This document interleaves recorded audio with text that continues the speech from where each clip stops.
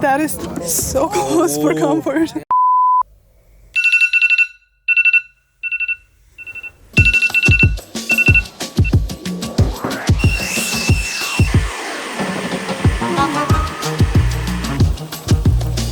I did not get my beauty sleep tonight, so don't look at me like that.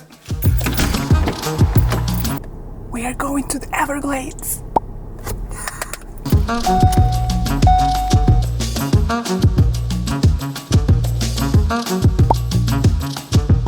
I am almost there. Come on. It's really hot in here, so I had to change in something white because the second I got out of the car, the black literally attracted all the heat and I was like boiling. So here we are, and also hat, which I should have brought a white hat. We'll see how it goes. Can't see anything. That is just creepy. Creepy.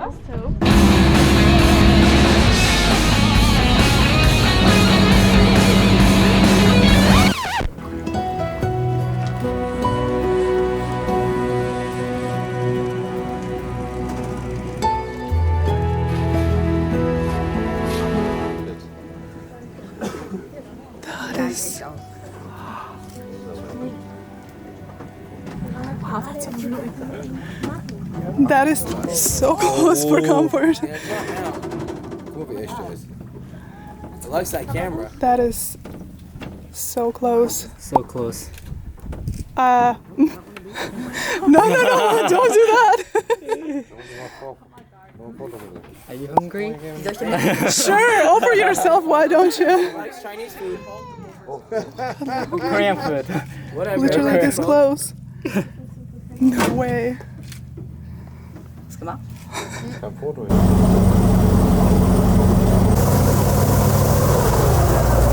The boat ride, my dudes.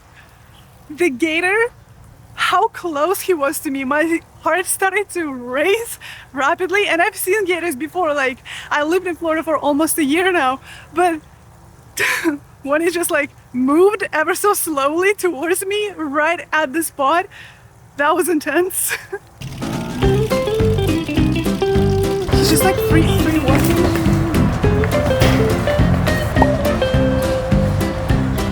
Donald's gotta take care of this! Just to clarify, this alligator just wanted to get into the water, but as you can see, he was really upset that there was a fence interfering his will to go into the water.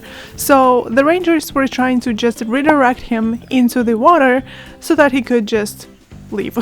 As I was standing there and watching this entire show unravel, I asked one of the rangers what happened to this alligator. Like, I imagined that he just escaped from like a cage or something like that, because they did have a show ready for us that I missed because of this incident.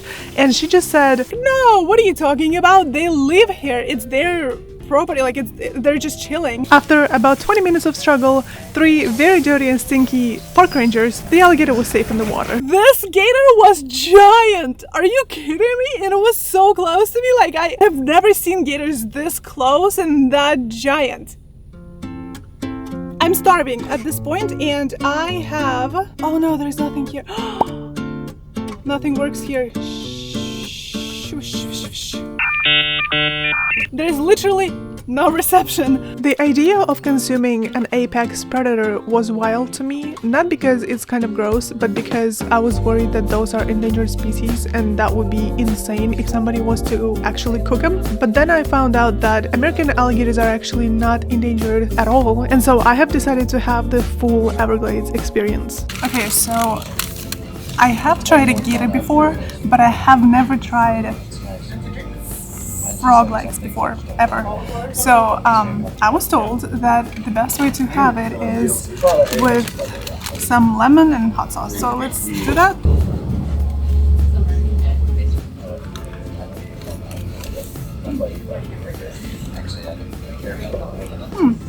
It tastes like chicken. It's very, there is no fat, it's very lean, but it's also very juicy. I don't know if it's the way that they cook it because they deep fry it, but yeah, it's unexpectedly good.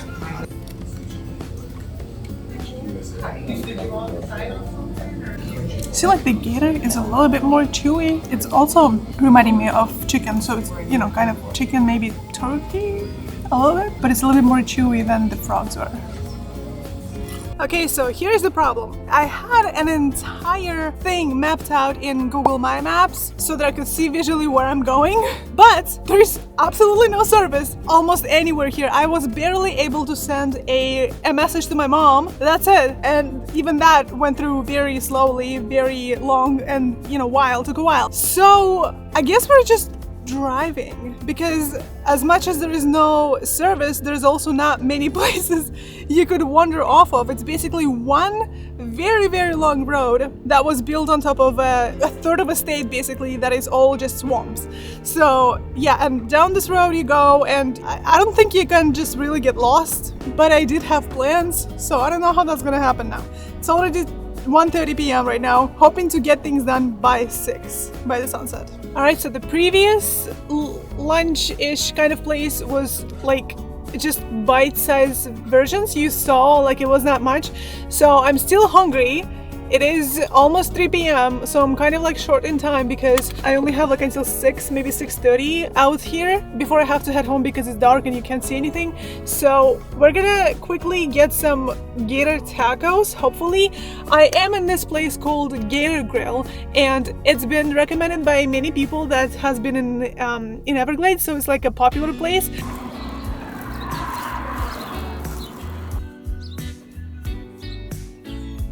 There was some place inside, but why do I just choose sitting outside when it's like 90 degrees right now? So anyway, I eat a lot with my hands on this trip. There's not a lot of places to wash your hands afterwards, so that's fantastic. Very messy. So these gator pieces are not breaded, it's just like chicken pieces, basically.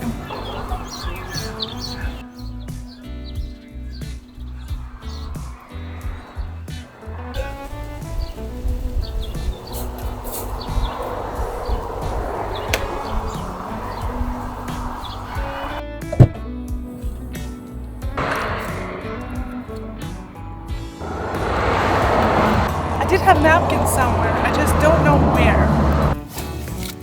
I swear, this backpack has so many pockets.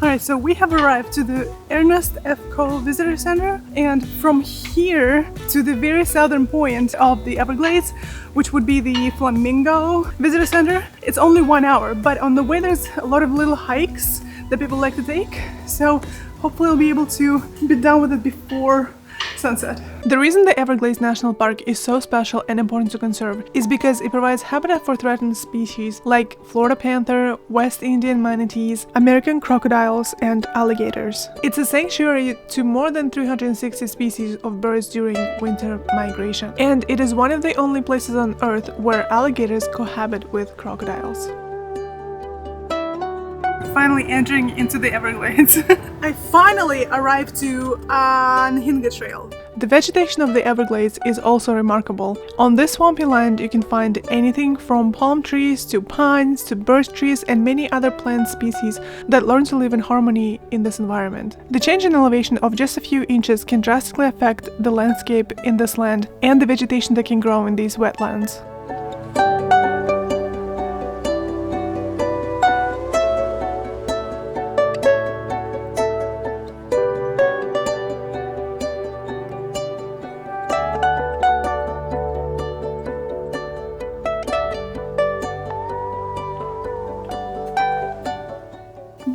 trails are so close to one another, yet they're so different. Look how different this is.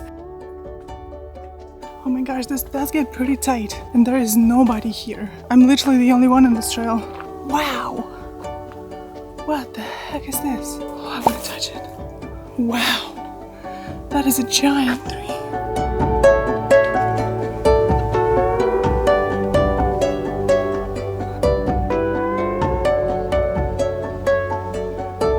There's like actually something in the woods, and I really don't want to find out what it is, so I'm gonna keep moving. I wanted to sit down for a second, but nope.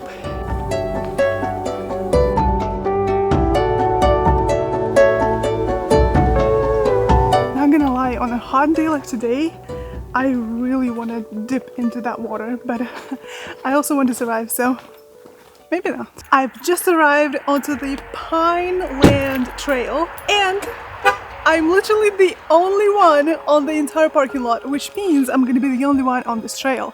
This trail only lasts for like 7 minutes round trip, but it's supposed to be really pretty. Assuming that I go to the right. See how narrow the pathways are. Comparing to parks that we have in Clearwater, we have a lot more width on the trail, which prevents accidents like snakes. That's not the case here, especially the fact that there is nobody here. I'm assuming animals are not scared of anything.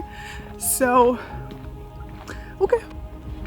The Pinelands Trail is one of the most versatile in the whole Everglades in terms of its habitat. The plants here have much contrast between each other. From cacti to pines, it is a beautiful landscape to gaze at. Unfortunately, early discoverers of this land really valued the durable wood that these pines are, so they took this land and these trees to build things for themselves. From nearly 200,000 acres of pine land, we now only have around 20,000 acres of pines. This is now one of the most endangered pine community in North America.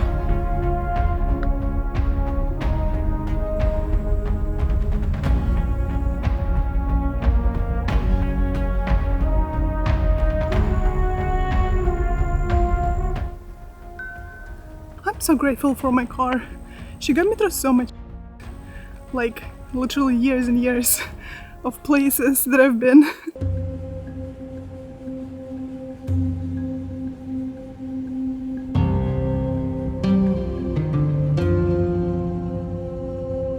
Arrived to the Pa-hay-okee Trail, and it's only like 0.2 miles. Should be really quick. I'm still hopeful that I'm gonna make it to the Flamingo Visitor Center by the sunset. Right there. It's fascinating how different all of these landscapes are.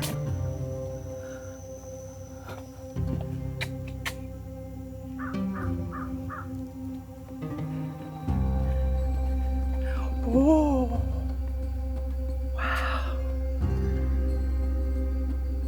So we got a swamp, then trees, like skeletons. This trail presents the Everglades as the American natives witnessed it for hundreds of years before Western intervention. They built their homes on this land and lived in harmony, honoring this habitat. Needless to say, industrialization of the America played a role in depletion of this beautiful land. It is very hard to accommodate growing urbanization and save the wilderness at the same time. Luckily, this park preserves nearly 1.3 million acres of wilderness, making this the largest chunk of wild land east of Mississippi River. We have arrived quite literally 5 minutes before sunset.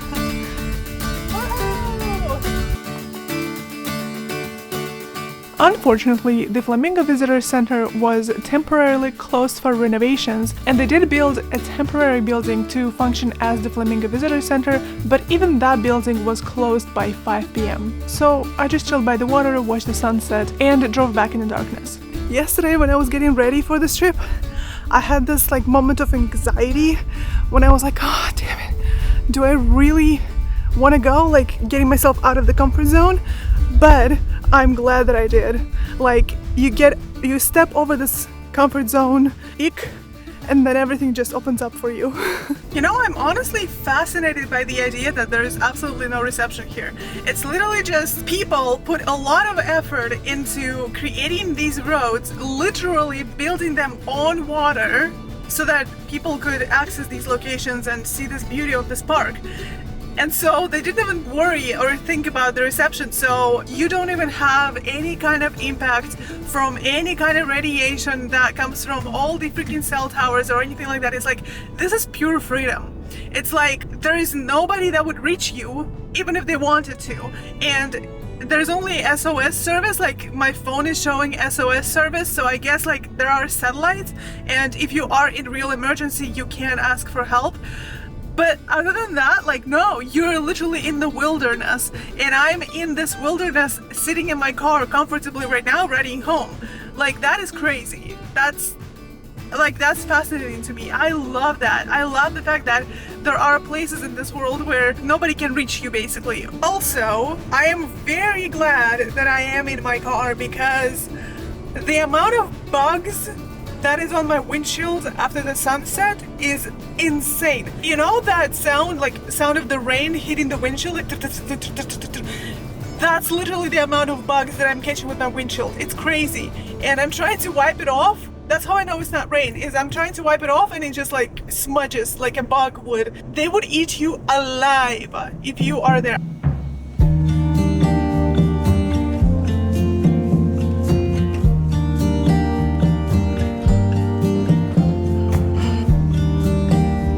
It is so weird to be in such obvious civilization after like a whole day of exploring and doing all these things. I finally checked in, and I'm being very quiet because I'm not the only one here. This is my first time ever renting a room on Airbnb, not an entire place, because renting an entire place in Key West, Everglades area, even for 2 nights, you could get bankrupt. Yes. So I rented a room and I paid like $130 maybe, 150, but this is so nice. The house itself is fantastic. I have one more roommate, or like, you know, housemate basically, and the owner is super nice. She explained to me everything. As you walk in, this is what you get. This is my stuff. Very organized for once in my life. Little nightstand, bed, queen. Fantastic. The only one rule is to not leave things outside of your room, because I'm sharing it with somebody else, like in the bathroom, for example. I'm really happy with this. I'm really glad I did this. Anyway, oh my god, it feels so good to decompress my spine. You know what? I'll see you guys tomorrow for my Key West adventure. Well, you're gonna see this like in a week, but for me it's gonna be tomorrow, so see you tomorrow.